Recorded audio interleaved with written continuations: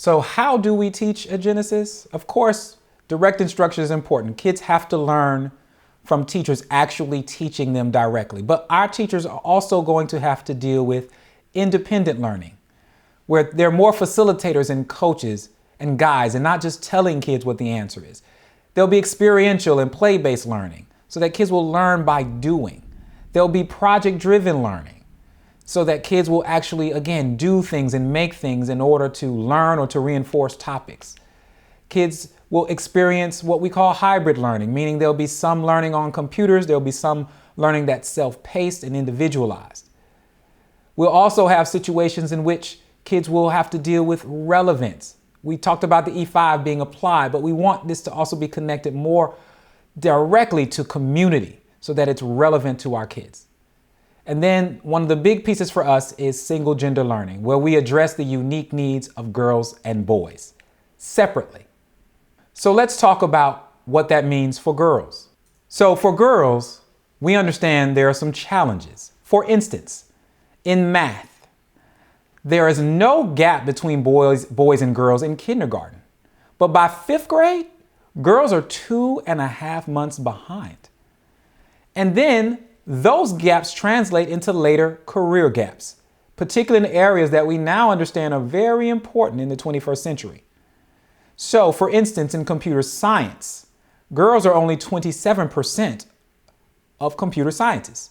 They are only 13% of engineers, and they are only 34% of MBAs.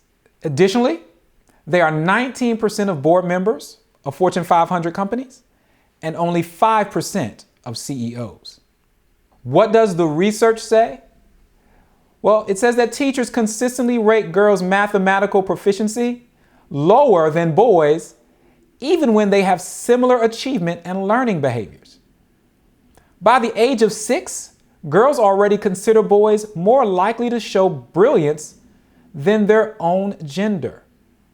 So at age 5, they think boys and girls are the same, but by age 6, girls begin to believe that boys are actually smarter. We also know that girls do worse in any sort of competitive situation when boys are around, especially in stereotypically boy areas like math and science. There's just something going on in the classroom that we have to address. So researchers from some of the best universities in our nation, Chicago, Harvard, Northwestern, Princeton, Stanford, all find that girls do better when there are less boys around. And that is a finding that is hard to get around. It is almost in every case. So we believe a single gender model creates an environment where girls can thrive. So our model is one in which girls are expected to do well in math and science, that they will have real world STEM connections to spur them to do better in those subjects.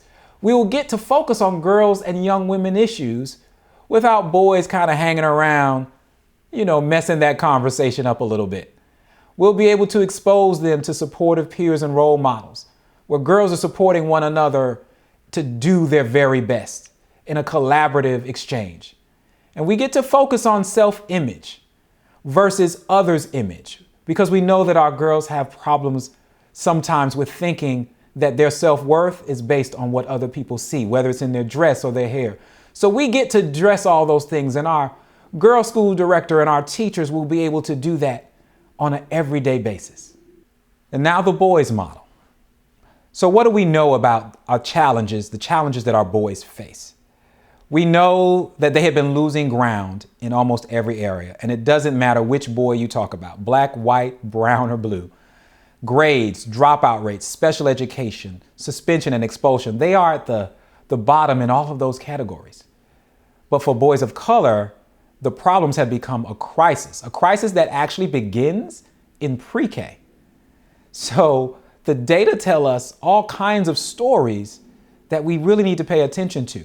If you look at proficiency rates in Georgia in reading, you'll find that 35% of white boys are proficient in reading, 23% of Hispanic boys are proficient, and 13% of black boys are proficient in reading. That is not acceptable. If you look at graduation rates, you'll find that in the state of Georgia, 71% of white males graduate, 55% of black males. If you look at Atlanta, you'll find that 71% of white males graduate once again, but only 38% of black males. Now that data is from 2011 and 12, and there's a good chance that that number has improved in Atlanta given the changes that have been made. But how far do we think that number has gone? We all know that it's been a problem.